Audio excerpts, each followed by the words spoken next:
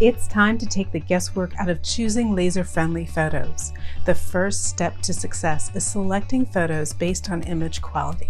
There are two important elements to laser-friendly photos: the resolution and size of the image, bigger is always better, and its visual qualities. An image that looks fabulous on the screen won't necessarily engrave well.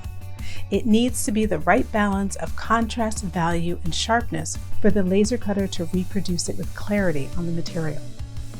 In this video, we'll look at the visual qualities a photograph needs to have to successfully laser engrave and what types of images to avoid. Let's get started. To start, choose a color photograph. Now, you can engrave black and white photos, but they are more difficult to adjust.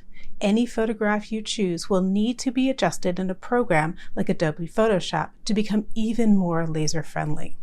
If you have mad Photoshop skills, feel free to use a black and white image, but if you are new to the process, start with a color one. In general, laser-friendly photos have three visual qualities. They have a range of distinct colors. Monochromatic images are harder to adjust. A range of values from light to dark, with not too many areas of highlights or near blacks. They also have contrast. Avoid low contrast images with too much subtlety. Let's take a look at some photos to see what kind of images are easier to work with and which will cause a lot of frustration. This photograph of an abandoned factory building in Germany has a range of values from light to dark in a variety of colors. There are green trees, a red building with different colors of graffiti on it, and a blue sky. The more color variation a photo contains, the easier it will be to adjust in Photoshop. One of the areas that will be a little bit tricky to adjust are the trees. They are darker in value, and the value variation is subtle. The laser cutter has a hard time reproducing subtle shifts in value. Dark areas that are close in value will turn all black, and light areas that are close in value will become all white. Subtleties often merge together when the image is engraved small. When the same file is engraved larger, more subtleties are revealed. In this next photograph, we have the image of a forest floor with two mushrooms on the right-hand side. The value range is good for laser engraving, but the colors are very similar. Brown mushrooms against a gray-brown log, with the only color a small area of green moss at the bottom left. Monochromatic images, or images where the focal point, in this case the mushrooms, is similar to the color of what's behind it, the log, are trickier to adjust.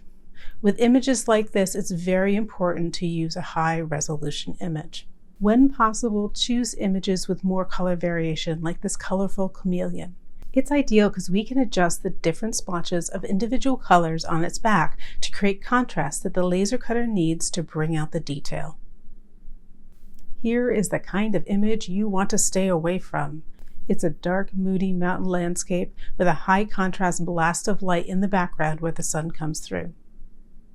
The value and color range is very limited and dark. It's a beautiful photo, but a horrible choice for laser engraving. Unless you have some mad Photoshop skills, this image will make you cry. You won't be able to achieve any of the subtle detail. It will engrave as a muddy mess. Now that you know what to look for, it's time to select your image. Remember, choose color photos with a range of colors. If the color range is more monochromatic, it'll be a little more challenging to adjust. Select images with a full value range, avoiding those with too many lights and too many darks. Subtle value shifts will merge together when laser engraved. The next part of the process is adjusting the files in Photoshop to enhance the contrast and sharpness of the image to make it even more laser-friendly. Before you jump to the next video, post your #1 takeaway. What gets written gets remembered.